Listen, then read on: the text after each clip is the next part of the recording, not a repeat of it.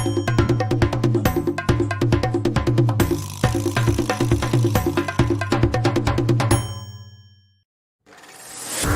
1966, the Chicago Bears drafted the son of a Pennsylvania coal miner in the 4th round. Doug Buffone would go on to play 15 seasons for the Bears and later be named one of the 100 greatest Bears of all time. His allegiance to the Bears never waned, even when he took to the microphone and witnessed some horrendous Bears teams. The fact is, there's not the fear put into them, because this game is a lot about fear. You either do the job, or you go home and go sell hamburgers at McDonald's. Doug told it like it is, and that's part of the reason his nephew John has dedicated this show to Doug. And now John Buffone is spreading Buffone-branded beratements just like his uncle. Win the football game. You're the head coach. I don't care what you have your fingers in. I don't care what you're meddling in. You're the head freaking coach. We get it. You're the most important guy on the staff. You don't have to keep trying to legitimize that. And he's got pep talks too. I love this team. And I know everyone watching and listening loves this team. So while we may be pessimistic and cynical, every one of us still has hope that the stars will align at some point. And if that ever does happen, you'll be glad you stuck around.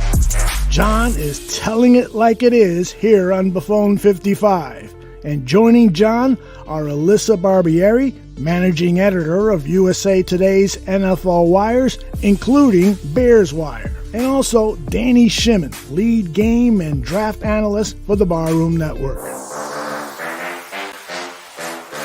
Buckle up and bear down. This is Buffone 55, the John Buffone Show.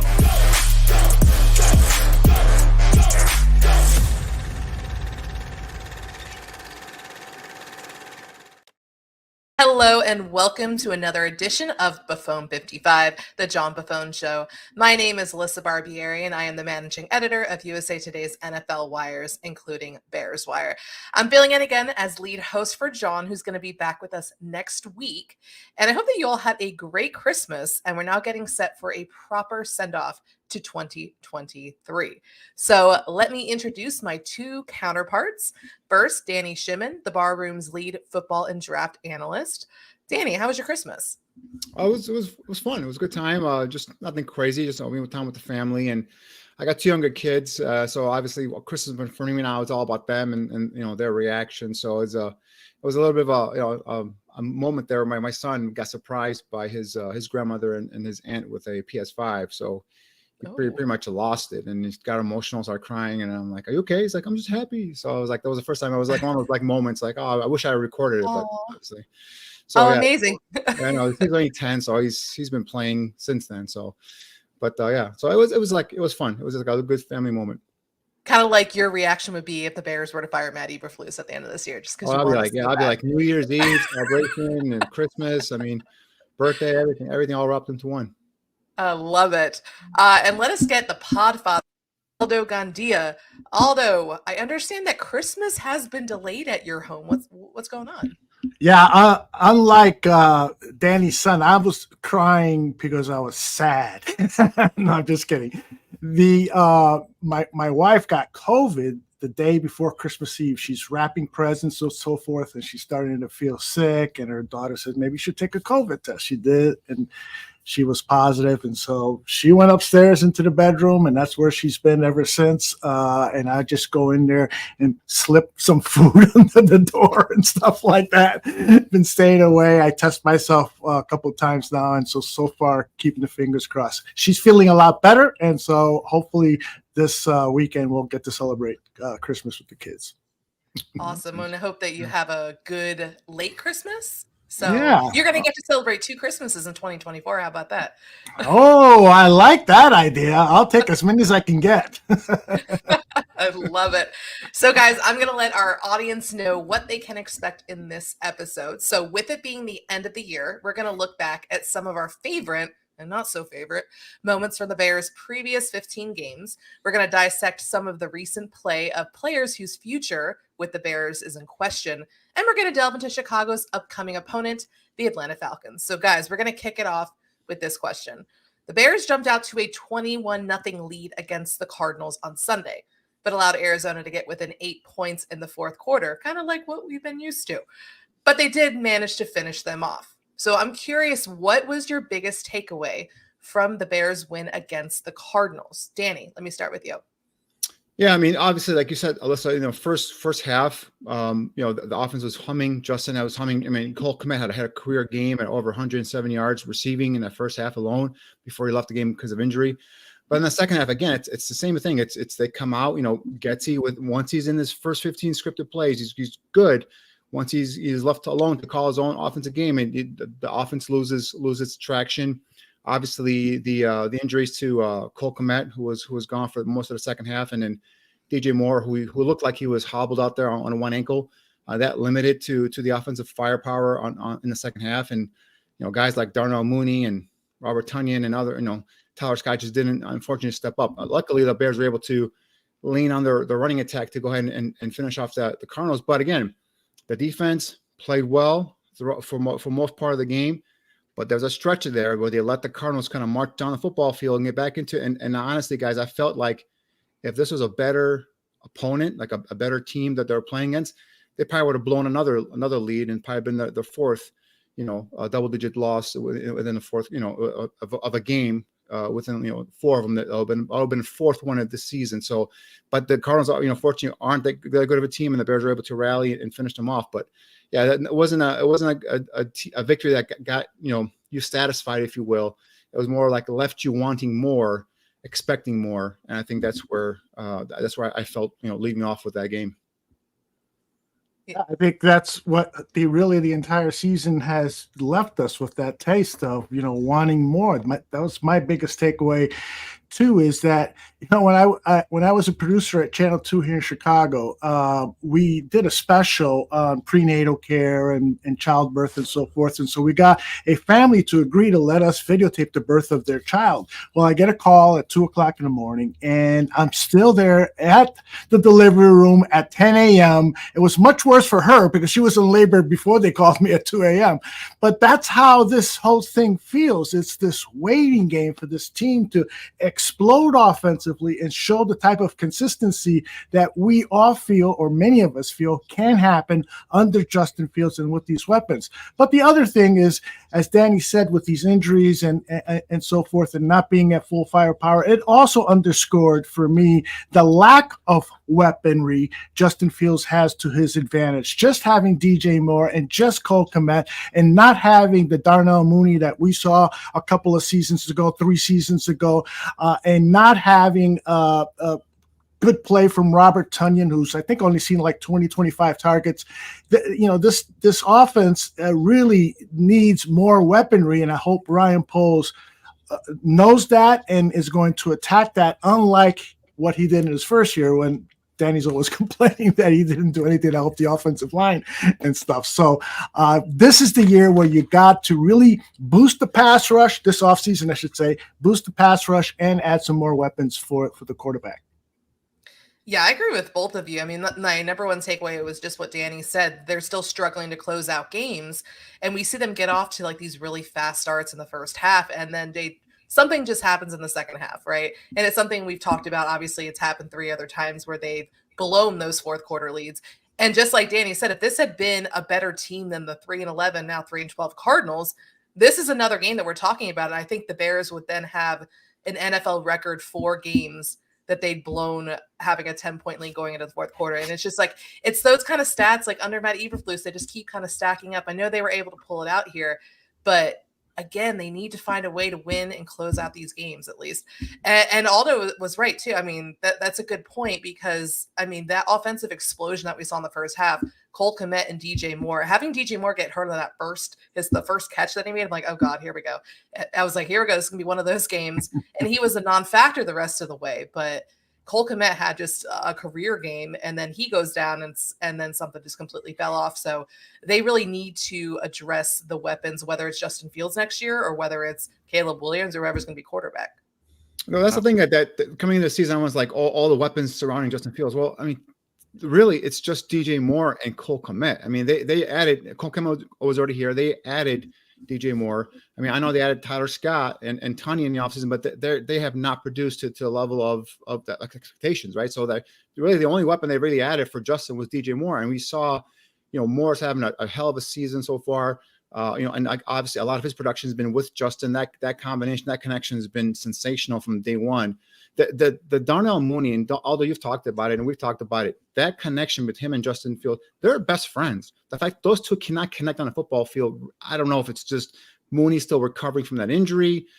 I just don't know what it is, but that's something that if I'm Poles and if I'm Getsy and I'm coming back next year, I want to know if Mooney is coming back, which I don't think he is, but if he is coming back, what is the missing link there between getting Mooney involved? Is it just the fact that he's still not 100% back from that ankle injury they had last year? That's the only thing I can think of.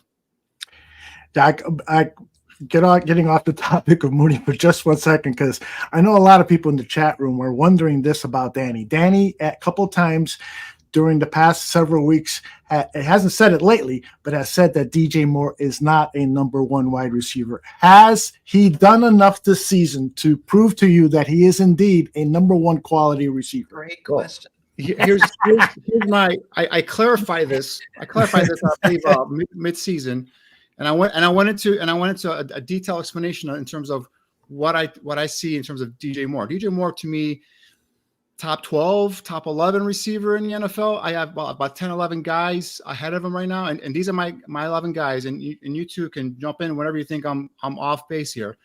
But Justin Jefferson, Tyreek Hill, Davante Adams, Jamar Chase, Stephon Diggs, AJ Brown, Cooper Kupp. Those are the 7 I have ahead of him, right?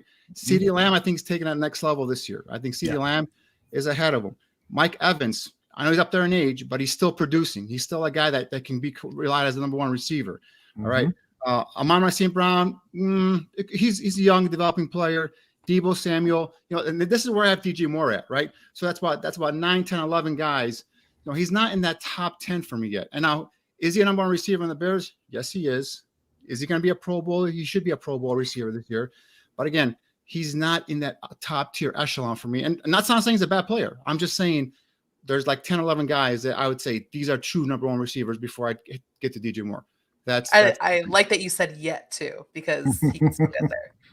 That growth mindset, Danny, I appreciate that. Yeah, I'll just add this, that you have to also account for the fact that it's Justin throwing him the ball.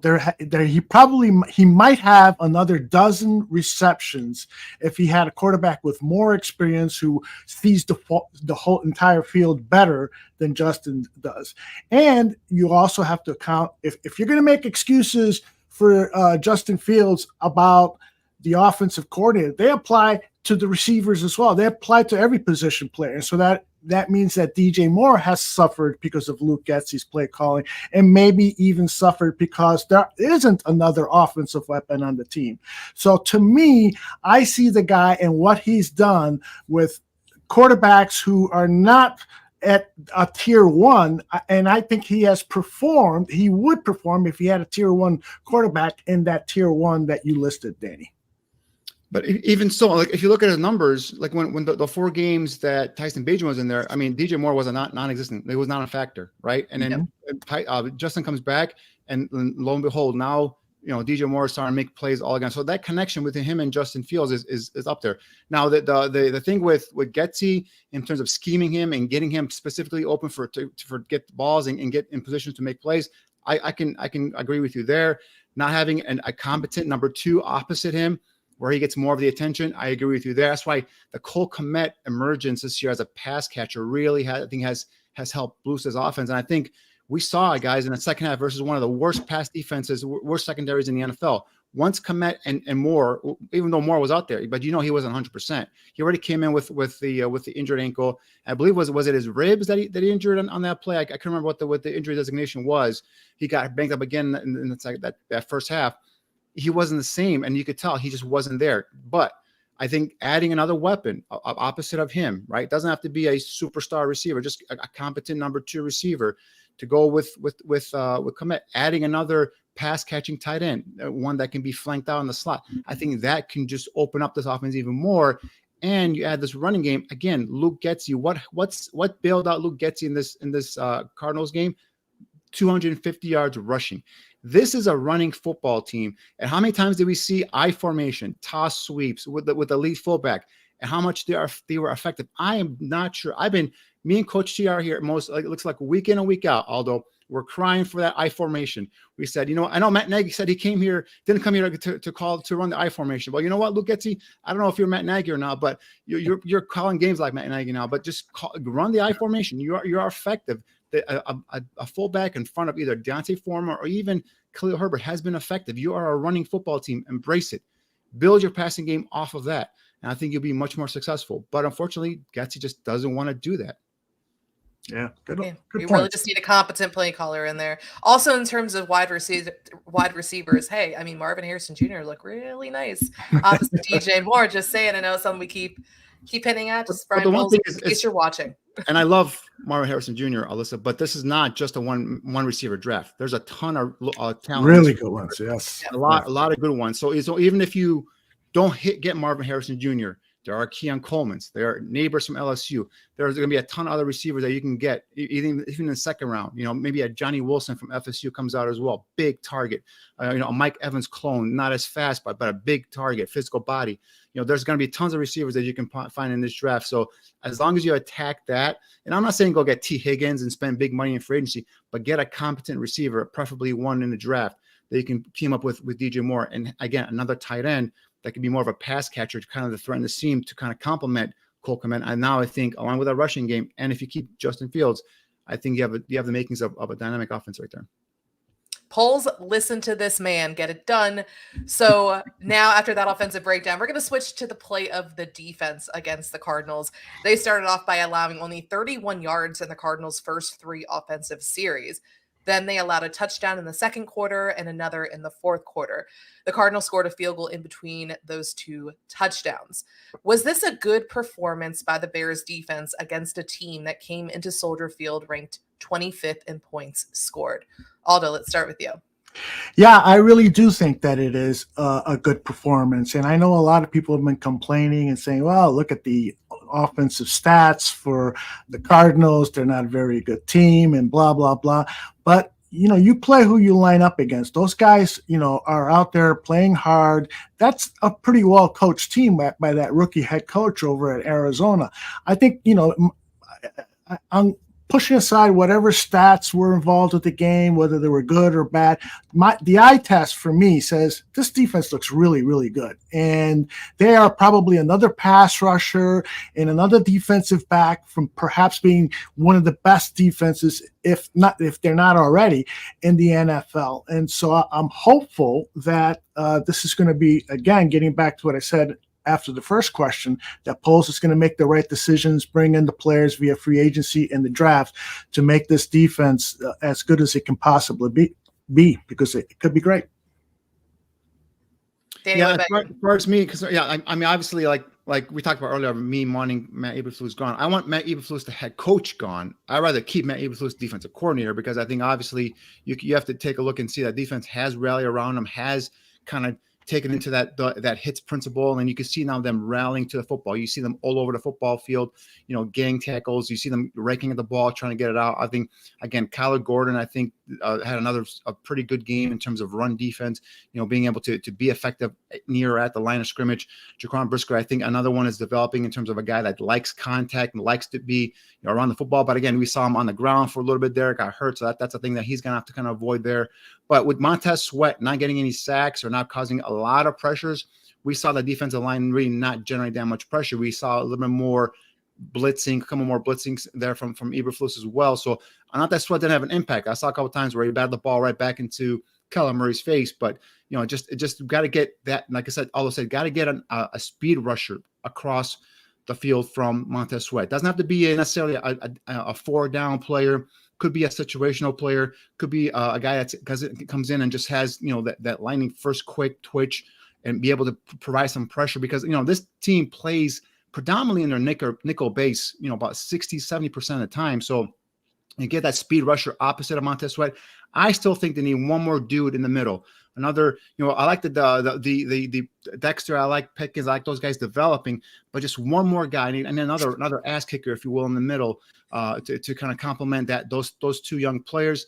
And I think the corners are set. I love Jalen Johnson. Hopefully he's back. But even if he's gone, Terrell Smith, although you did the draft with me, you remember how high I was on Terrell Smith coming out of Minnesota. He's done a terrific job playing, especially if you keep the scheme. I think he's tailor-made with Stevenson and Smith. I think you could draft another corner, maybe bring in a free agent if you let Jalen Johnson go. Obviously, optimal would be to keep Jalen Johnson.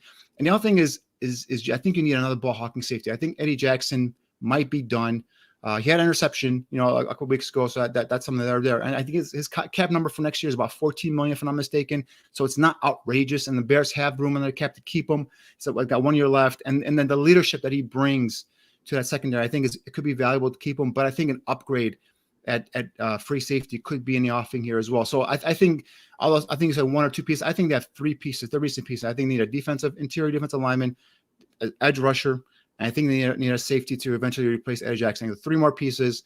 If you keep this defensive scheme and this coach, I think that's now you have the ability to be a pretty damn good defense. Yeah, I think for me, like in this game, it was the secondary that was just very impressive. We're starting to see Poles' first two picks when he became general manager. Kyler Gordon, Jaquan Brisker played lights out. Gordon especially, he was just out of this world with what he was able to do. And Terrell Smith, like you said, rotating in with Tyreek Stevenson there, just really impressed with how far the secondary is coming, and the defense as a whole. And again, going back to Montez Sweat and how just plugging him in just changed this defense entirely. And it's really exciting to think about the future when you add some other pieces, like Danny was saying, and what this defense could look like next year. And I want Matt Eberflus as a defensive coordinator. I just don't want him as the head coach.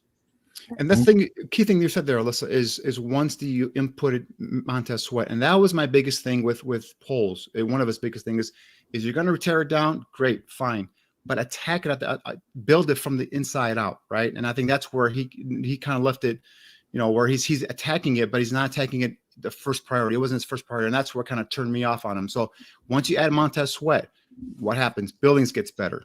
Jones gets better. We've seen some other guys. When Ngakoue was still playing, he was getting sacks, getting pressured. The linebackers are all of a sudden better. The secondary is better. Just the presence of one guy. Just if your defensive line and your offensive line on the opposite side are good and then they're solid, and that's your foundation right there. If you can build that and make that a strength of your team, you're going to have a good offense and a good defense. Yeah. Joe's got a question for Danny. He asked, do you think Poles takes another swing at Chase Young in free agency? I don't, Joe. I think what they do is they try and find a speed rusher opposite of Sweat in the draft primarily. It's not a great draft for edge rushers. So if you can get a veteran that can come in here, maybe I can't think of a name on the top of my head. I don't have the free agent list in front of me. I know there's some big names out there. Like a guy like Brian Burns comes to mind. That's going to be a huge money contract. Josh Allen from Jacksonville. That's a huge money contract. There's another Danielle Hunter from Minnesota. That's a huge money contract. And Minnesota's up against the cap, so that could be someone you can maybe be able to go and steal within your division. Guys like speed rushers, a guy that can go across from Sweat. Now, how much do you want to invest on that? And if you go, obviously you're gonna have to play the cap game, right?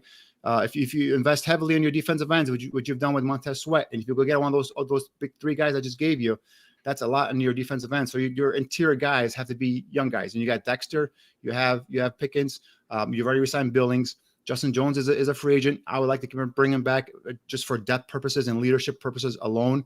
But if you go get another guy from the interior, from the draft as well, kind of fortify that, because you can't have two stud, high paid, outside guys and then also pay a big guy inside the middle. So, you gotta have to kind of play the cap game there and see how much you want to invest. But I mean, if you can get a speed rusher opposite and any of those three guys will do. But I go, those guys are big ticket money players, so we'll see how that works out. But if you can get someone in the draft, and you can always find guys in the second or third round, guys that can come in and be situational pass rushers, guys that could be undersized for other teams. Some might see him as a 3-4 outside linebacker. Again, guys that can come in here and just provide consistent pressure, particularly on passing situations. Again, this team plays about 65-70% of their snaps are in their nickel defense, so that guy's going to get a lot of snaps, and then you go from there. Yeah, I'd like to add in response to Mr. Mayhem is Ndakwe, I don't think he's returning. Here's the thing, and just to bounce off of what Danny just said, I think if I understand Poles' formula and how he's going to implement it on managing the cap, is he's not going to put out for another big contract for another defensive end. He's got all of that big-ass money on Montez Sweat. Now he's going to find that speed rusher in the draft, and that's how you kind of maintain a balance with your salary cap. Because when you get to the point where you are investing 20% of your salary cap on a position group, then it's going to be really difficult to pick up that key player that can get you over the hump. It could be a tight end, it could be a receiver, it could be somebody that could become available, and that's the guy. But now I've invested all this money. That's the old Ryan Pace plan that got us into so much trouble. It's just throwing money at the problem and trying to fix your mistakes and throw money at it and so forth.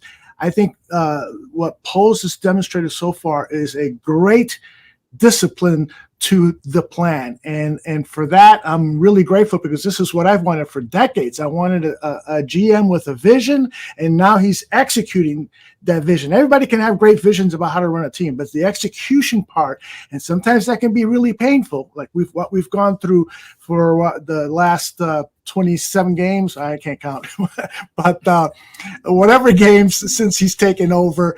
And we're going through that difficulty, but I see a light at the end of this long tunnel. Agreed. I mean, when you look at him coming from Kansas City too, and having that experience, he's someone that he stressed that he's going to build through the draft. So I don't see him going out in free agency and throwing a lot of money at another veteran. I think he's definitely going to look to the draft. And hey, if you decide to trade that number 1 pick and roll with Justin Fields, that's another draft pick. You're going to get multiple draft picks back, so you could use one of those to go out and get your guy. And I agree with both of you guys. I think he is going to attack it through the draft. And I wasn't trying to say go get one of those free agent guys. Sure. I'm saying those are the kind of guys, big ticket guys that are out there right now. If he does go and surprises all of us and goes big ticket, those are the 3 big names out there. But I think, I agree with you guys. He's going to go ahead and attack it via the draft and find a speed rusher off the edge, through probably second, third round, something like that. Okay, so we're going to turn our attention back to the offense. So after the game against the Cardinals, Justin Fields said he thought that the team could have put up 30 or even 40 points. And when asked what went wrong, he said it was all about execution. And today he said this. I think it might be a mixture of execution and a little bit of complacency. But, we've had too many instances this year where, we've had a lead and given it up. So I don't know. That'd be a question for, everybody on the offense. I'm not sure, but, my job is to stay on those guys and, make sure we're, focused on each and every detail, each play we're out there. So, my goal is to, try and score every drive. So, but, yeah, if I do see that lull in the offense and everybody else, I just try to get everybody up, and I'm just trying to get them to, reset and be able to, just start the game how we started last game. So, yeah, but like I said, we're working on that and, trying to sustain that hot start that we, had last week. So just starting that way every game and then being able to sustain that through 4 quarters.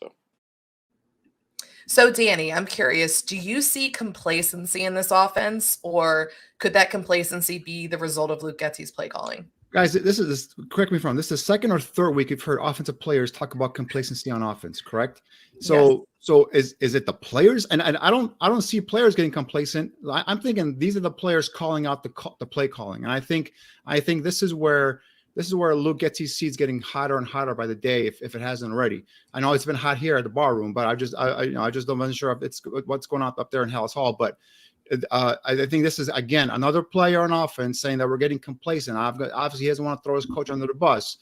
But I think this all goes back to Luke Getsy and his play calling. I think for whatever reason, he has a defensive-minded head coach. Maybe this is coming from Eberflus. Maybe Eberflus sees that 3-touchdown lead and says, "All right, let's slow it down a little bit. Let's not throw in, put the offense in a position where they might turn the ball over and put our defense in a bad spot." So again, this is the second or third week in a row where offensive players are talking about complacency.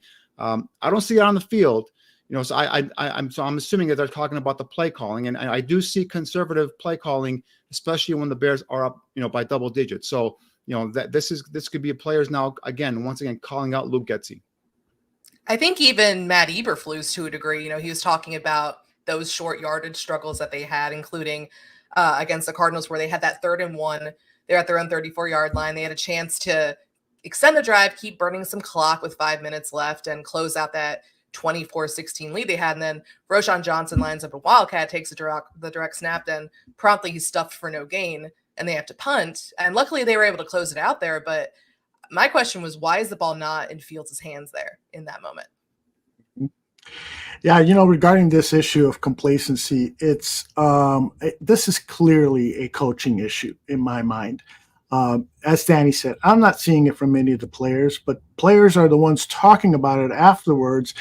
And, to me, I've never done any high-level coaching. I've coached flag football teams and guys in the neighborhood. I was terrible at playing, but they said, "Man, you're smart. You should be the coach." Okay, you found the role for me. Yeah, exactly. So, my biggest job, besides talking a little bit of strategy, but was always to fire them up, to get them hungry, to keep them in the game and so forth. And if you don't have coaches doing that on the sidelines and you got to depend on the players, well, one of the things that Poles has to correct with this roster building that he's going to do in 2024 is to bring in some guys who have that alpha mentality, because I can't think of a single player on this team who goes around to people and yells at them and throws F-bombs and says, "Come on, we got to do better." I don't see that in any of the mic'd up stuff. I think it was DeMarcus Walker when during training camp, during the first practices, he was like that. But that's the only instance that we've heard of that. But I completely agree with you. We need more of those dogs, as they say. But guys, in fairness, Aldo, I know you like the whole fire and brimstone kind of guys, but does Jalen Hurts go around yelling at his offensive linemen and all that stuff? No, I mean there's a certain way to do it. I'm not advocating that Justin should be. It should be somebody with those natural skills. I think Lucas Patrick or something like that. I think you see him on sidelines talking to the offensive lineman and all that stuff. I think Tevin Jenkins, I know he's still a young player and he didn't play, he was hurt, but I mean, guys like that have some of that inside them. But I think this is more so that they feel like the play calling gets conservative. And I think that, and then they're just saying complacency by just kind of throwing it out like a blanket statement. But I think they're saying that the play calling gets conservative, that Getsy gets a little, tighten the pants, if you will, and maybe it's coming down from the head coach. Remember, defensive minded head coaches are always conservative by nature, and they might say, "You know what, we got this lead. Let's just play it safe here." So we'll see what happens in the offseason. But again, this is one of the reasons why I just want a young, innovative, whether it's an offensive coordinator or a head coach, just someone that could be innovative and have the ability to not coach afraid or coach scared. Because in the NFL, if you coach scared, guys, you coach to lose. And that's what happened. That has been proven year in, year out, week in and week out. You cannot coach scared in the NFL. Yeah, I played this soundbite from DJ Moore on last night's show. I'd like to share it again with you guys. This is DJ Moore being asked, what would you do to improve the effectiveness of the offense so you don't go through some of those low periods? We got to attack defenses, take shots down the field.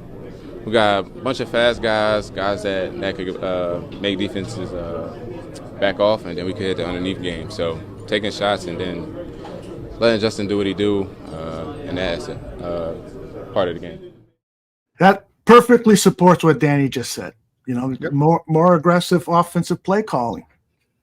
That's it. That's another player. It was Mooney. I know Justin now, and now DJ Moore. All are saying the same thing. Let's take some shots. Let's keep going down the football field. Hey, we turn the ball over. But you know what? If the defense is playing as well as they are now, you can take more chances because likely, as opposed to what they were in the beginning of the season, defense might be able to get the ball back for you. Could do a stop, might even turn it over. You never know. So I think that the players are asking for it, and the fact that And again, it's Luke Getsy is the play caller, but the buck stops with the head coach. We just don't know that dynamic in terms of because the Eberflus has been asked before that does he have input in terms of offensive play calling? He says there are times where he gets good. He gives Luke Getsy the hey, you know what? This is a 4-down area here. We're in a 4-down spot, or like what play are you gonna go here? Yeah, I like that play. Blah blah. So we don't know how much of that is Luke Getsy or if that's coming down from Eberflus. I'm assuming it's all Getsy because I think more so Eberflus is with being a defensive coordinator, being a head coach. I think he's kind of given the whole offensive thing to Luke Getsy. So I'm going to assume it's that. But I think that's again star players on your offense are calling out the play calling. In my opinion, I think that's a problem. Yeah, I think we're definitely trending towards if Matt Eberflus is back next year, which, a lot of people are starting to believe that could be the case, barring some just disaster in these final 2 games, then it certainly feels like we're trending towards perhaps Luke Getsy as that scapegoat, and rightfully so, especially if you opt to start over with a rookie quarterback. So it'll be interesting to see how that shakes out in the offseason. But that also, if you give her Luke Getsy, you pretty much wipe out the whole entire offensive staff as well. So that's the thing. It's like you're gonna have to hire new coaches. We don't know Eberflus's job status right into next year. We don't know how long of a contract he's got. So you're gonna have to go and try and get coaches to come in here and kind of maybe on a lame duck coach here and work and move their families and all that stuff. So it gets more difficult when you have a coach and that is on shaky ground and you're trying to replace a whole offensive staff, for example. So I think that's why I'm saying, like, if you're going to do this, you're going to do the whole clean slate, bring in a new quarterback, play caller, bring in a whole new head coach, start with a whole new staff, and let's go from there. I don't want that. I'll just fall out of his chair. No. I think Kobe just kicked in Aldo. I think he's yeah, exactly. I don't want another rebuild. Let's finish this one. We're not rebuilding, Aldo. If we get rid of the coaching staff and quarterback, is that what you said? No, I'm saying if you're going this offseason, if you're Ryan Poles, right, and Kevin Warren, and you say, you know what, we like Matt Eberflus, we like what he's done with the defense. Okay. Mm-hmm. Oh, we got to get rid of Luke Getsy because even if we're bringing in a Caleb Williams or a young quarterback, do you trust Luke Getsy and Janoko to go ahead and develop that quarterback? No. So you got to bring in a whole new staff. Now you're out there looking for a new offensive staff, right? Guys out there looking for jobs saying, all right, Matt, you're kind of on shaky grounds here. You get off another 0-4 start next year. Your job's on the line. I'm moving my whole family to come to Chicago to be your offensive coordinator or develop this quarterback.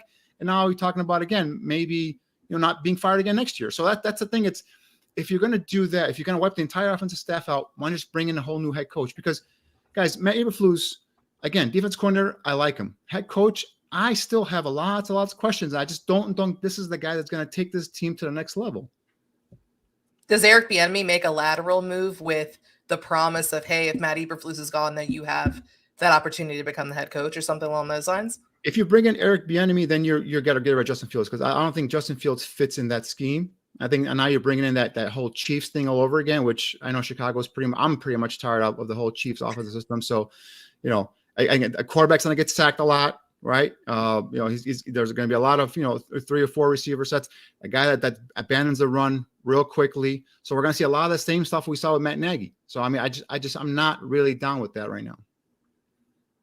Okay, so we're going to switch over to Aldo's favorite subject, special teams. So before last week's game, it was announced that Cairo Santos signed a 4-year, $16 million contract. So was that a good investment? And is this a sign that Jalen Johnson might be allowed to test free agency? Aldo, let's start with you. Yeah, when I first saw the news, I was a little disappointed because I would have put a higher priority on signing the cornerback, who is probably going to be a top 5 paid cornerback. And the longer you wait, it could be top 3. But signing Santos does make sense. The guaranteed money is about $9 million, and that puts him at around 10th in the league among kickers with their guaranteed dollars for their contracts. And it puts them at 11th for total overall value of the contract. I think that's a good bargain for a guy who has proven that he can kick well at Soldier Field. I would love it if Cairo had, a little stronger leg so that he would feel a little bit more comfortable and insist to his head coach that he can hit that 55-yarder in rainy conditions, as opposed to agreeing with him. Yeah, I think you're right. Yeah, I'll just stand here and let Justin try to win the game. But that's not the case. But he is, among the most reliable kickers in Bears history. I think he's already broken some records that Robbie held. So it's a good investment. I don't think he's the type of guy that's going to, slack up and go into any long slumps. They're going to be slumps during a 3-4 year period. There's no doubt about it. But he instills some confidence. And as for the Jalen Johnson thing, I wish they would have, nailed that deal. I do think that Poles should do everything possible to sign him, within reason. I think this is one of the guys that, even though he was selected before the Ryan Poles era, this is a homegrown talent. He's only 24 years old. He could end up being ascending with his career over the next 2, 3, 4, 5 years. And so you could, if you sign him now in 2 or 3, 4 years, his contract could be a hell of a bargain, because the salary cap goes up and salaries go up. So let's get it done. Don't let him hit free agency. Stop the drama. Let's make it a little easier for some of us fans. In terms of my Cairo Santos thoughts, I think he's a reliable kicker. It's good to lock him up. But the only thing with kickers and guys, I correlate this, and don't get me wrong, maybe because I'm a Sox fan, but signing long-term contracts to relievers, because relievers is always like 1 year to another, right? And kickers, it seems like it's always been like that. I mean, you have the Justin Tuckers, you have some of the Jake Elliott's, the really good kickers, and then Cairo was at one point with the Chiefs a pretty good kicker. Then he kind of fell on hard times. That's where he got cut, and he came to the Bears, and so again, he's a solid kicker. He's been reliable for the most part. I do like locking him up. I just get itchy when I see kickers signed to long-term contracts, and I just kind of, like I said, equate it to relief pitchers in baseball. Like it's 1 year they're good, next year they could be bad, and now you're back on that kicking carousel. Well, remember, the Cody Parkeys and the Eddie Pineros and some of the other guys that they were bringing in here through town. So I like the fact that he's solid, that they've locked him up, but just long-term contracts for kickers give me a little bit of a little itch there. But in terms of John Johnson, guys, I think what they're going to do is they're going to franchise tag him. They're going to franchise tag him, and if they don't get him at their number, they're gonna either let him play out that franchise tag, or if Jalen says I don't want to play on a franchise tag, they're going to try and recoup that second round pick that they traded away for Montez Sweat, and that's what they're going to do. I think they've set themselves up already with Stevenson, and they set themselves up with Tyrell Smith in terms of two guys that can come out there and start, young players, and I think they can go back in the draft again and draft another corner. I can get a free agent, a veteran free agent and free agency as well for added depth. So I think they set themselves up where, if Jalen comes and plays ball with them at their number, they'll sign him. But I think if he hits hard, and like Aldo said, if he goes for top 3 money, I think they'll franchise him and eventually trade him. Yeah, thanks for that trip down memory lane of the Bears kickers. And you actually kind of you're leading me to the point I wanted to make too about why I think it was a good move by the Bears. For so long, the kicker was a position that had snake bitten the Bears after they released Robbie Gould. And I believe he is the Bears' most accurate kicker in franchise history. He's just stabilized the kicker position in a way that it hadn't been since Gould left. So, I think it's a good move. We'll see ultimately. 4 years. I believe the last contract that he signed was 3 years. I could have done with maybe, a shorter contract, but I'm all for keeping a guy here who has proven himself, who has been reliable. He's been Mr. Reliable. I believe he's not kicking at 91% in the 4 years that he's been here with the Bears. So I think it was ultimately a solid move by the Bears. And then looking at Jalen Johnson, I think that the best thing that could have happened to Jalen Johnson is not agreeing to a deal before the trade deadline, because look at how much that is for him, at least, look at how much that has skyrocketed his value. He's going to get paid so much more than he would have before. And I agree with Aldo. I think the Bears need to do everything that they can to make sure that he's locked up. I think that he's going to be I think he's a key piece, obviously, to this defensive backfield and with this defense and the success of them moving forward. So I also do agree with Danny. Probably think he's going to get the franchise tag at this point, but I just want Jalen back here. The other key thing about the positive about signing Cairo Santos, that eliminates me having to deal with Aldo stalking kickers at the Senior Bowl. That 1 year. I mean, he was obsessed with. That's why he's so good about special teams now. All those videos, because he's obsessed with kickers at all. I mean, he interviewed every single kicker at the Senior Bowl. He's just mad because I forced him to interview Reed Blankenship out of Georgia, and he was the worst interview in the world. That's his name, right? Is it Reed Blankenship? Yeah. He was awful. He's like Georgia.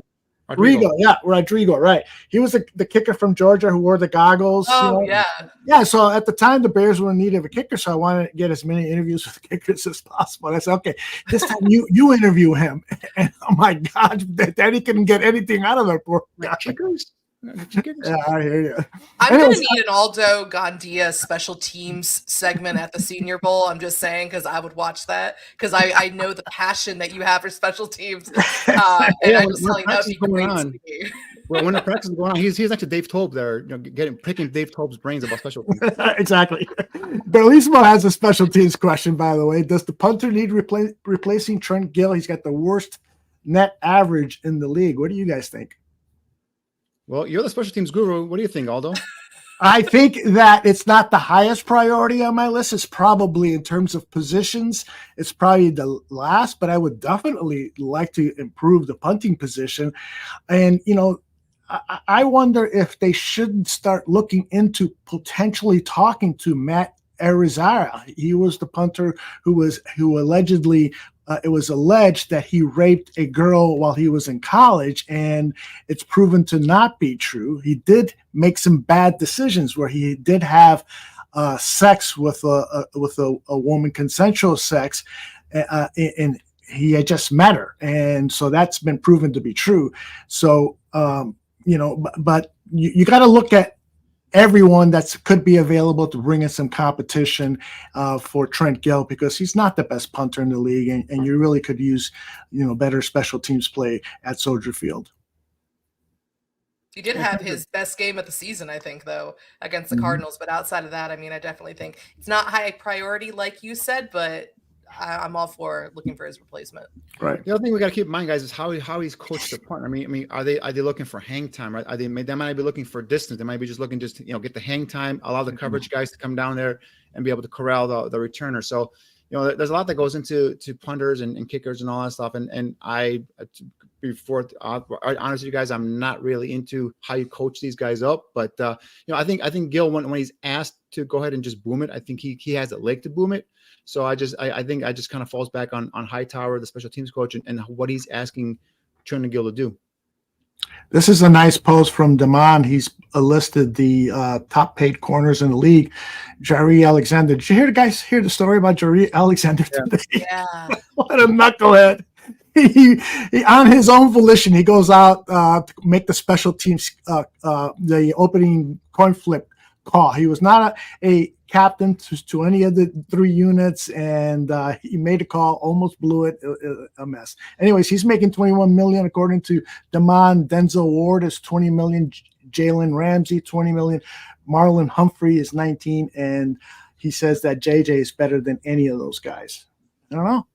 What do you guys think? I don't know. Denzel Ward's had a pretty good year. I know he's hurt right now, but he's pretty good. But again, that $20 million number really sticks out. Jalen Ramsey obviously has been good for a lot, for a long time. He's gonna, he's got injuries, but we talked about it earlier, guys. The secondary early in the year when there was no pass rush, no Montez Sweat, the secondary was getting burnt.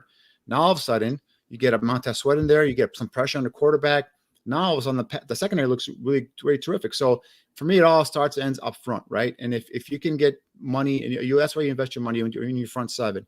And I'm not saying corners aren't important. I'm not saying that at all, but the big money corners, eventually, I think, if you have nothing up front, those guys get burned as well. So, I like Jalen Johnson. I'm a huge fan, but if he's in that stratosphere, 22, 25 million, I don't know. I think that's a lot. I think that's a lot for one player at a position that, he's dropped more interceptions than he has right now, or I think he's got 3 or 4 interceptions that he's dropped. I believe he has 5 in the season. So, imagine if you corral those. Now he's talking about almost double digit, picks.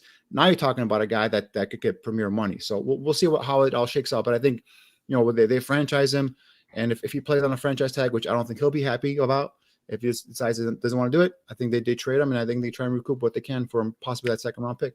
He actually said that he wouldn't mind it because he asked what the figure was, and they told him. He goes, "Yeah, I wouldn't mind. one year fully guaranteed. I'll take it." There you go. They all, you look at the Bears also have a couple of ascending rookie cornerbacks in Tyreek Stevenson and Terrell Smith. So if you can't bring back, or maybe Poles is like, okay, we can move on from him because I feel really confident in the guys we have on staff, and we can use that money, allocate it elsewhere. So it's going to be really interesting to see how Poles decides to navigate that this offseason. But we're going to take a quick break, and when we come back, we're going to take a look at the Bears' upcoming opponent, the Atlanta Falcons.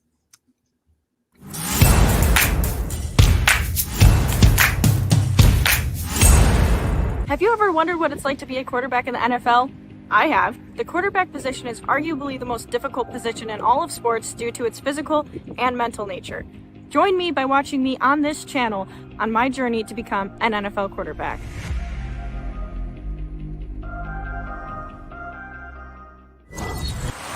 The best Chicago Bears content anywhere. Catch Nomad live pregame 1 hour prior to kickoff, and Nomad at night postgame, and every Friday evening at 7 p.m. Central on all the most popular streaming platforms, and only on the Nomad Network.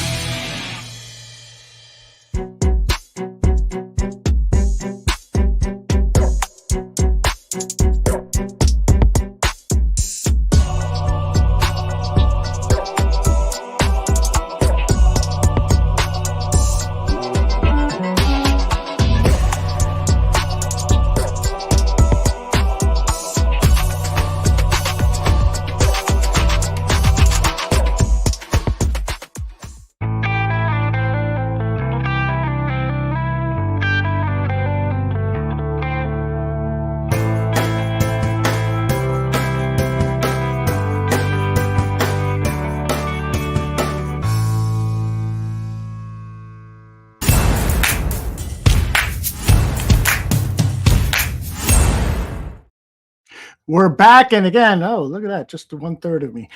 We're back, and again, John has the week off, but the Bears do not, of course. It's week 17. They're going to face the Atlanta Falcons. I slapped together this video essay for your enjoyment.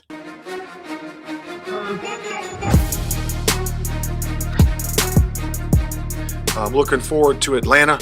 Obviously, a very strong opponent. They've won the last 3 out of 5. They're in their division hunt. Obviously, got a very strong roster, and on both sides of the ball. On defense, obviously they're in the top 5, top 10 in a lot of categories on defense. And Bates, their free safety, has 6 interceptions now. And Jesse Bates, he's got a shot. Bates to midfield, to the 40, to the 30, to the 20. No question. Pick 6. Obviously, a very strong player there. They're strong at every level. Corner outside number 24 does a really good job.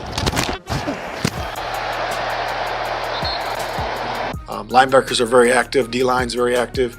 Obviously, you can see that in their run-stopping numbers, how they approach the game that way. Nothing there for Taylor. Good penetration up front by Bud Dupree. Well, we talked about the ability to collapse the edge. Both Calais Campbell, there you see Bud Dupree, both of them in that backfield, just right now off that edge, constricting and forcing the running back right into the middle, the teeth of that defense. Then on offense, obviously very explosive at running the ball. Obviously one of the tops in the league with explosive runs, and the ability for those guys to do a good job doing that. Outside zone team, and they've done that really well. Arthur's done that really well for a long time. And, obviously their addition of their halfback, the guy from Texas, Bijan, obviously he's got, I think it's 14 runs over 10 plus yards. and he's done a remarkable job as a rookie. And they got the 1-2 punch back there in the backfield. Actually, 3 guys with CP being back there as well. Very big and talented at the receiver level. London's done a nice job with 61 catches. Oh my goodness. It's caught. Drake London. And they really have 4 main targets. You know, they got different targets, but 4 of them that really are targeted. Most are around 50 catches. You know, with London being one of them, Pitts being the other one, and then Jonnu bringing him over from Tennessee. He's also got a lot of targets there as well and a lot of catches. So those guys are very talented at what they do. If you saw the game, they had their highest point total last week at 29 versus the Colts, and had a really good game versus those guys. So also very strong at the special teams level. Their cover teams are very strong, as well as their specialists. So we got a big challenge ahead of us. The guys are aware of that. We talked about it in the team meeting today, and we got to be locked into these walkthroughs and our fundamental improvement going forward into this week versus Atlanta.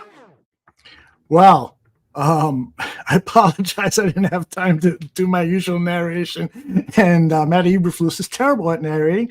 But we got the key points. Among other things. Yes.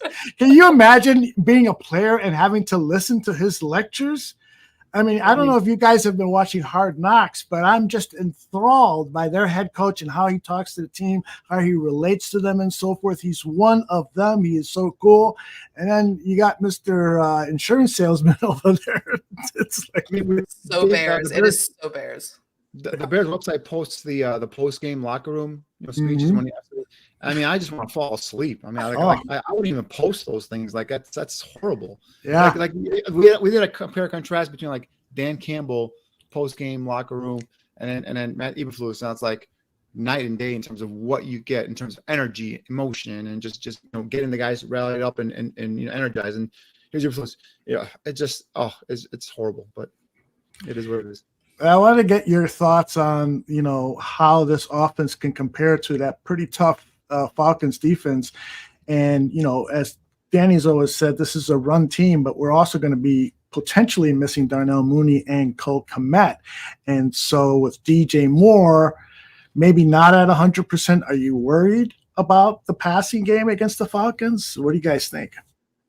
Yeah, I mean, I am. I mean, I in terms of, if Cole Kmet's out there, it's not out there.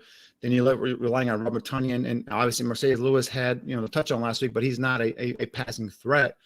He's more of a the run blocker. So I would just rely heavily on that run offense. I mean, again, your strength versus their strength, right? And just this is what we're gonna do: come at us and try and stop us. I think that's what you do here. In terms of especially DJ Moore's hurt. If he's hurt, if he's not 100%, you're very limited offensively.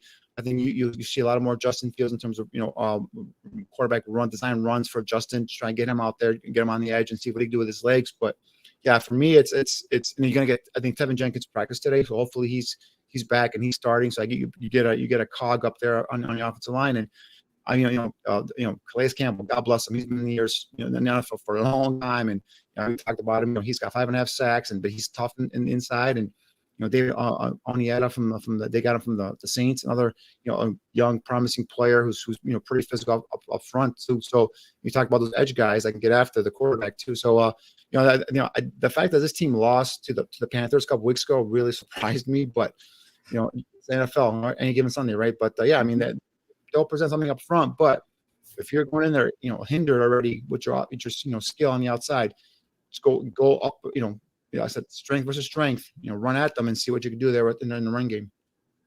Yeah, also thanks for that, Atlanta, for losing to Carolina. Otherwise, you would have had the number 1 pick already locked up at this point. But yeah, looking at the passing offense, I would be mightily concerned if DJ Moore, Darnell Mooney, and Cole Kmet aren't in there. Even though Mooney hasn't had his best year, it's encouraging because we saw that DJ Moore wasn't on the injury report today, but we saw in the second half of the last week's game against the Cardinals what happens when DJ Moore isn't 100%, when Cole Kmet isn't in there. Those are Justin Fields' top 2 guys, the guys he trusts the most. So I'd be lying if I said I wouldn't be concerned about the passing game. But like Danny said, you lean on the strength. This is a running football team. I think we're going to see a lot of Justin Fields, especially involved in this ground game. Deontay Foreman is back with the team after missing last week's game due to a personal matter. You know, Khalil Herbert's coming off that 100-yard rushing game. So, I mean, I think this is going to be a run-heavy offensive game plan for the Bears for sure.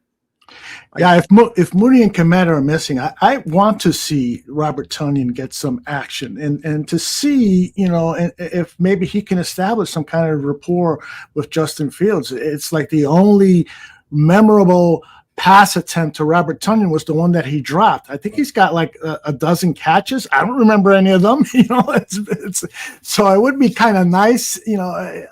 But I'd rather see Komet, of course, play. And then as with Mooney, you know, it'd be kind of cool to see the younger guys get some more playing time, and hopefully Justin could start to develop a relationship with them. So Aldo wants to see more of Velus Jones as a receiver. I want to see Velus Jones at running back. I want to see if that experiment could work and salvage that 3rd round pick somehow. Yeah, and I think St. Brown, not that he's dynamic in terms of as a receiver, I think he's going to be back. And Mark just mentioned there in the chat. So I think St. Brown gives you another big body receiver. So, you know, we'll see what happens. But again, I think Cole Kmet possibly missing this game is going to be huge because obviously, you know, Mooney, we've talked about the season he's had up and down. You know, he hasn't really been that much of a, you know, in terms of a weapon or that has produced much on the outside. So I think as long as you have Mooney and Moore there, I think you have, and then Deontay Foreman's back again. So I think rely on that running game. Justin under center, I formation. You know, you can do play action out of there. You can do a bunch of things out of there. Look at, see if you listen to this, please. I formation, just under center. Let's run more of those plays. Tag Lugetzi in this. I also want to get your thoughts on the quarterback. You know, although he didn't practice today, but he should be a starter. Taylor, is it Taylor or Tyler? Taylor, right? Taylor. Yeah. Taylor Heineke. Yeah. I mean, he's had an interesting story in the NFL, and he seems to fire up a team. But after like 2 or 3 games, you know, his effectiveness fizzles out like a DeVito character over with New York. Alyssa, what do you know about Taylor, and do you think he could have an effective day against this tough Bears defense? I mean, when we look at what this Bears defense has done to some of the quarterbacks that they faced in recent memory, I think that he could be in for a long day. I think this is a game where Montez Sweat really has an opportunity again to really take control. I mean, the Falcons, this quarterback situation has just kind of been a mess. They keep teeter-tottering back and forth between Ritter and Heineke, and it's just, I think it's a mess at this point. But I don't know. We'll see because Heineke does have some weapons at his disposal, whether it's, you know, Bijan Robinson, obviously, in the run game, and then Drake London, of course. And I don't know, Kyle Pitts is on that team. Not that they know how to utilize him very well, but, you know, there are weapons on that team. You know, for him to, you know, I think he has more than Justin Fields does. So I'm just saying, but yeah. I mean, I think there will be opportunities for him, but I do think that this is a game that the Bears defense has a chance to really rattle him and force him into the kind of mistakes that we saw them do to a number of quarterbacks and force those takeaways. Yeah, in terms of Heineke, I mean, he's a hot and cold quarterback. If he gets hot, he can stay hot. If he gets cold, he can get real cold. I mean, I call him Taylor Fitz Heineke. That's how he is. He's got some of that Fitz magic in him. So, you know, if you get him hot, like Alyssa just mentioned, he's got weapons. You know, Drake London, a young, up and coming, you know, potential star receiver on the outside. You know, Kyle Pitts has been somewhat disappointing from what he was, you know, touted as coming out of Florida, but he's got 50 receptions for 635 yards, averaging almost 13, you know, yards per catch. So 3 touchdowns. So I think he's a weapon. And Bijan Robinson is a dual threat, you know, a guy that can run from the backfield, can also catch the ball out of the backfield as well. So I think those linebackers are going to be stressed with, you know, trying to get him out of the backfield in terms of Bijan Robinson. So the other thing is you know, their ability to go ahead and I guess, you know, time possession, you know, maintain that ball, keep it away from the Bears, you know, with Tyler Algier as a running back, a guy that can pound in between the tackles. We talk about Robinson and also, you know, Cordell Patterson, although he's more predominantly on special teams. He's a guy also who could get some carries in the backfield as well. So I think the Bears' run defense is going to have their hands full. And if Fitz Heineke gets on a heater there, a good streak, I mean, he can put up some points there. So, you know, what we talked about, you know, the Bears maybe, you know, kind of matching him points for points without Cole Kmet, a hindered, you know, DJ Moore. You know, it could be a game that, although it is on New Year's Eve, so, you know, we'll see how, you know, if they have any plans here and the Falcons players for partying after the game. But it was something that and they're a dome team. going to be outside. I'm not sure what the weather's like for Sunday. So, that could be also a factor there in terms of them not being ready to play in the elements. So we don't really pick games anymore, but I'm interested in your picks for this game, Alyssa and Danny. Oh, man, on the spot. I haven't even made my game picks yet. I haven't even sent the document out to my writers yet. But I'd probably lean Chicago in this one. It's interesting. Remember when we kind of picked like the rest of the games? I had them winning 1, I think, of their final 5, and this was the one against the Falcons. So I guess I have to stick with that. I'll say it's a 1-score game because a lot of these matchups between Chicago and Atlanta have been 1-score games. We saw that last year as well. So let's go Bears 27, Falcons 20 early. Yeah, for me, it's if Jenkins is playing, if Cole Kmet plays, and they're effective, I think the Bears can put some points up on this defense. Obviously, you talk about the safety there in the backfield with 6 interceptions, and I'm drawing a blank on his name right now. I'm not sure why. He's Bates, Jesse Bates. He's a guy that is a playmaker. AJ Terrell, the corner, first round pick out of Clemson, is a playmaker on the outside as well. So there's going to be some players. They've talked about defensive line already. So there's going to be some things there in terms of they can provide some pressure, get some pressure on Justin there. But again, if you have a healthy DJ Moore, a healthy Cole Kmet, I think you have an opportunity, and you stick to that run game. Like I said, just on their center, I formation. Let's run the ball, pound it, and even use play action off of those formations and get Justin on the outside and using his legs or finding guys secondary or the third level of the defense. So and if they are listening to the players and they're saying in terms of being complacent and all that stuff and taking deep shots, this might be a time. Although with Jesse Bates back there, I don't know how bad you want to do it with a banked up DJ Moore, but you got to start taking some of these shots to open up that second level of defense and get easier completions to a Cole Kmet, to a Tunyon, so on and so forth. So, but I think having said all of that, I think Bears can pull this out. I think I'm saying 20. Let's go 29-21. All right, I like both of those picks. Before we go to our final segment, I just wanted to get some thoughts from particularly Danny, because I know Danny has done a lot of work in looking at the tape of Jake Matthews, the Falcons left tackle, Matthew Bergeron, who I saw at the Senior Bowl last year, and if I recall correctly, Danny was really high on him. Drew Dahlman, the center, Chris Lindstrom, the right guard, and the right tackle, Storm Norton. PFF has them rated as the 5th best offensive line through their crazy grading system, so take that with a grain of salt, but they do appear to be a pretty solid group. Yeah, in terms of, I think the left side is probably more better than the right side. I think with Jake Matthews at left tackle and Bergeron, you talked about him. Last year we saw him at the Senior Bowl. He's the guy that played left tackle at Syracuse. I saw him at more of an inside guard, and that's where he's playing here at left guard. So athletic, guy that they run some of those wide zone schemes as well here with Arthur Smith. So I think I think that left side is probably better than a right side. Storm Norton has been like a journeyman right tackle. I believe their starter McCurry is still injured, and I think that's why Storm Norton's going to probably start this game. So I think that if anything, that's where you line up Montez Sweat versus Storm Norton, have him take advantage of that guy. So I think if you want to look for an advantage, I think the right side probably is a bigger advantage than opposed to the left side of the Falcons offensive line. Very good.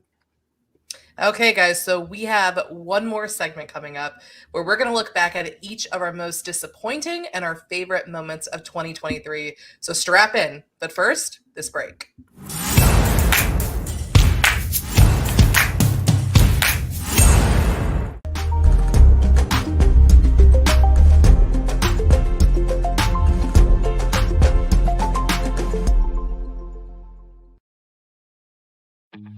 Chicago has one of the most passionate fan bases in the world, and you owe it to them to give some sort of explanation to some things. The guy's making blocks, and he comes and he just brings in this nasty to that offensive line that they just desperately need.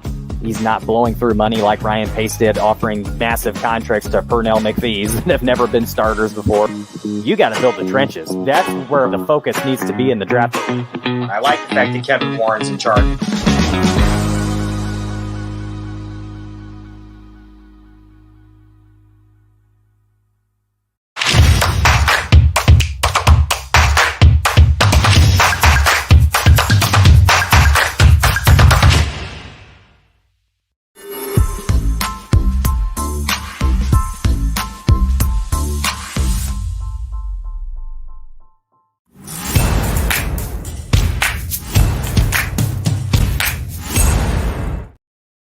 Welcome back to Buffone 55. So we are going to finish the show with this. The year 2023, not the season, is coming to a close. We have 4 days left, 3 after this. So I want you guys to think about this. I want you to pick a moment this season, and there are a lot to choose from, that was the most disappointing. So while you guys are thinking, I'm going to start. So, I mean, obviously there are a lot to choose from, especially those blown fourth quarter leads. I'm going to go with one of those. I could pick any of the 3, but I think I'm going to lead that Lions game, that first Lions game. It was just, I was furious after it. I kind of went by which one was I angriest. I mean, whether it was the Broncos, the Lions, the Browns, but this one, just for a number of reasons. It was that second time that they'd blown the fourth quarter lead. That's when it became more of a trend and not a fluke. So it's like, okay, here we go. The Bears should have won that game. Justin Fields had a really impressive outing in his return. You know, the team forced 4, it should have been 5 turnovers and they had that 2-score lead going into the final 5 minutes. It was just a reminder, and it really was the hallmark of the Matt Eberflus era. And I mean, he's not done yet, but just that their inability to close out games. It was infuriating. They didn't just blow the game. It was historically bad. Those are the ones that really sit with me when it's like among the worst in franchise or in NFL history. And Chicago was the first NFL team since 1932 to have a +3 turnover margin and 40 minutes time of possession and lose a game. Teams were 48-0 in the past 90 years before that. So yeah, that's just the kind of bad football that that's why I'm just, Matt Eberflus, again, great defensive coordinator, but you know, you look at all of the worst with him as head coach, and there are a lot, but this is the one I think that really stuck out to me the most. What about you, Danny? What was the most disappointing moment for you this season? Well, like I said, I mean, there's a lot. I mean, the losing streak that came in from was it 15 or 16 games? I mean, that was something that we were looking all enjoying and relishing in, and the blown lead that you talked about. But for me, it all started with week 1 versus Green Bay. I mean, that the hype that was about this team in terms of what they potentially could do, and to come into that game at home versus your division rival and just lay an egg and just look flat as a team with no energy, no juice. The Packers came in there with Jordan Love making his first career opening week start, and they just, they beat the Bears, thoroughly beat them, and just that. I think the whole city, I think us as a whole network, we just had as a gut punch to all of us. So wow, this is it. And then obviously they got off to an 0-4 start. So I think that was just that really put a bad taste in my mouth, and I think that's kind of led. Obviously they regrouped here in the midway through the season, but just that first game was they just looked unprepared, not well coached. Offensively, they just had horrible showings. Offensive line, defensive line. I mean, receivers, quarterback, everything was just jumbled, and the whole thing looked like they hadn't practiced at all. That week 1 was probably the most disappointing for me. Yeah, frankly, I was going to say the same thing, so I don't want to repeat what you said. I quickly thought of something else that was, because like you said, there's so many, it's pretty easy to pick one.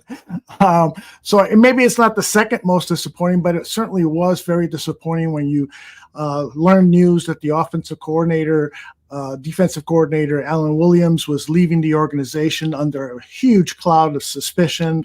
Clearly something was going on, because the way the Chicago Bears organization handled it, it was clearly advice from attorneys. This is what you say, and you don't say anything else. And that's what happened. Something happened. He might have done something wrong. I don't want to cast aspersions or anything, but it was just another blow to the Chicago Bears organization that, as John Buffone has said for years, it's run like a ma and pa operation. And then on top of that, you get the running backs coach, and then he's let go for whatever mysterious reason. And it's just more caca falling on Hallis Hall, and as a result, some of it splattering on us fans, because we're being mocked by the national media, fans from other teams, and so forth and so on. So that to me was probably the most disappointing, is that at a time when we brought in a president to the team and you're hoping and praying and wishing that perhaps this is finally going to turn things around. This organization is going to be run like a professional organization should be run, and it doesn't happen, at least not yet. A few things from some of the people in the chat. Nano says, question, how can Poles keep Jalen John? Oh, that's not his most disappointing thing. It started with Joe. I'm sorry. Joe says Fields getting hurt for 4 weeks. Definitely. C Sharp, I'm sure he's talking about the Justin Fields narrative that he is not, capable of being a number one quarterback. Laz saying not having a for sure quarterback one. Continuing the narrative, probably Sharp would be thinking. Tony says wasting Fields with a horrible offensive coordinator. And Tony Brown says losing to the Packers, period. And of course, Don Burr says, my most disappointing moment was not sweeping Chicago like last year. Although, to be fair, the Bears should have swept the Lions. Yes. To be honest. Absolutely. And I completely when the Packers, week one feels like light years ago. I shut that out. It feels like forever ago, but yeah, that was just a complete gut punch. Like you said, because of the expectations, we thought this is finally going to be the year where they really start pushing. They're contending for the playoffs. They're like the Lions from last year. It's another step forward. And I know things have changed. The defense is really obviously trending upwards and stuff. But yeah, that losing to the Packers just at all and in that fashion, oof, that was a rough one. Okay. We are going to end the show on positivity, something we don't really get to do a lot here. So we're going to, I want you guys to think about the best moment that happened this season so far. Aldo, let's start with you. I'm actually going to cheat a little bit and go back to the beginning before the season actually began. And that was the moves made by Ryan Poles to trade the number one overall pick. Yeah, we can look back and say, well, we should have let Justin go and CJ Stroud would have been the answer. We can all, speculate that, or hindsight is 2020. I don't think he would have been that good with Chicago, as he landed in the perfect place for him. But I do think that trade that Ryan Poles made was masterful, because he got a number one wide receiver in DJ Moore, and he's got control of that salary for the next 3 seasons. He got what probably eventually be the number one pick this year. He was able to pick Darnell Wright, and I think Darnell Wright, he's had some rookie growing pains, there's no doubt about it, but there's very little doubt in most evaluators' eyes that this guy is a perennial Pro Bowl player for the next 10 years or so forth. And he's played against some really outstanding pass rushers. He's had a lot of success. I just really like that pick. And the Javon Dexter pick in the second round has started to grow on me. And then some of these other picks, like the Roshan Johnsons and the defensive backsmith and the wide receiver, those are all really good picks. So I am encouraged by what was Ryan Poles' first full year of doing a draft with his people installed, his scouts and his system and so forth. Not that he made an overhaul of the scouting department, but certainly enough for him to identify it as his. So that's, to me, was probably the best part of the season. After that, everything was downhill. Right. Danny, what about you? Well, unlike the disappointment part, this was harder to find something here that you're really happy with. But I had a couple of them, and I think I just finally settled on weeks 4 and 5 and Justin's performance versus Denver and Washington. I think we finally saw the potential there that I've been talking about in terms of what he could do with his arm and his legs. And I know obviously Denver, they ended up losing that game, but you saw the ability to create and be able to buy time in the pocket and make throws, especially find guys downfield with Cole Kmet and DJ Moore and be able to that forced touchdown against Denver, where we scrambled within 5 yards and just bought some time, allowed Khalil Herbert to get a little free there and zipped it in there. So obviously the Washington game where we threw those touchdowns to DJ Moore, I think that's where we saw some of the potential. That's where I think we started seeing some of what Justin can do in an offense where he's got capable weapons around him. The other one, the close second for me, and I think Aldo will be shocked when I say this, but I think it's the Montez Sweat trade, because you finally invested in your defensive line, and I think Aldo would say, you gave up a second round pick. Yeah, you gave up a second round pick, but you got a playmaker. So you're probably not going to get a second. You're not going to get a player as good as Montez Sweat with that second round pick. So this is not the Claypool trade of last year, which is what I said when the trade was first made. Montez Sweat could play. He's leading 2 teams right now in the NFL in sacks, both us, Chicago and in Washington. So, and then you go ahead and re-sign him. I think that was a huge investment on your defensive line.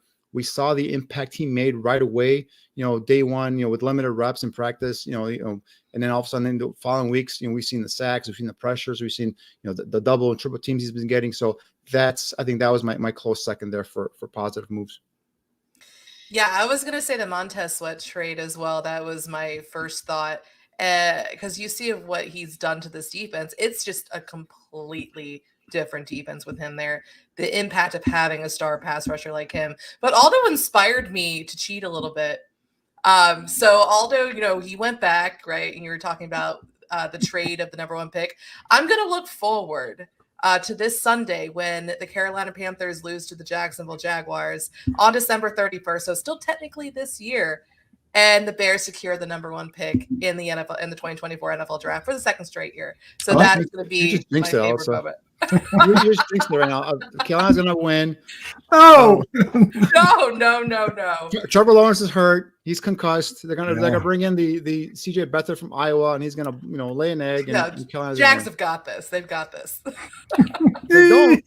We know who to blame. Yeah. I'm sorry, guys. Well, that's going to do it for our show this week. Make sure that you check out BearsWire.com for all the latest news and analysis before, during, and after the game. And Danny, do you have anything that you would like to plug? Yeah, I mean, as soon as the season's over, guys, I think we have a couple more weeks here. We're going to be starting hot and heavy into Draft on Tap. Obviously, the Bears potentially, if Alyssa hasn't jinxed it already, could have the first overall pick in the draft.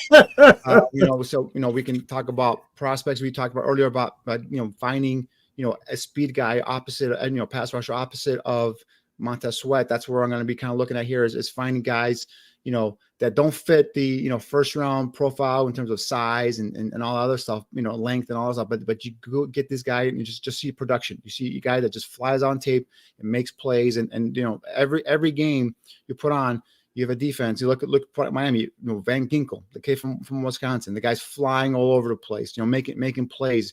He wasn't a prototypical pass rusher. Detroit has one who's injured. I believe is coming back is James Houston from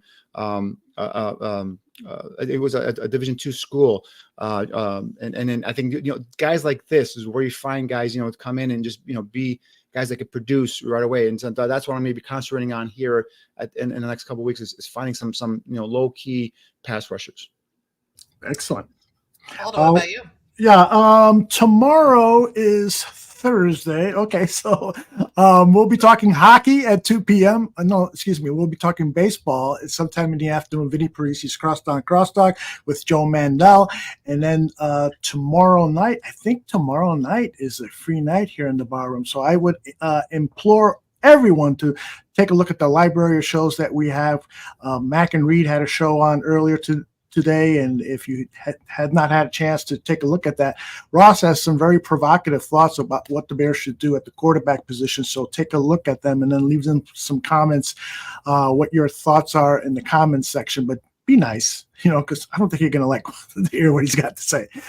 And also Gabriel Talks Football. We had a good one on Tuesday, and the Bear Their Soul show. We had another good one if you're into fart jokes and stuff like that. And as for us here at Buffone 55, we've got 2 more shows planned for the season, and John is going to be back for both of them starting next Wednesday, where we're hopefully celebrating the Bears having the number 1 pick, because I am choosing to believe that I am not jinxing it. But for everyone here at Buffone 55, have a happy New Year, and we will see you next year. Happy New Year. Happy New Year.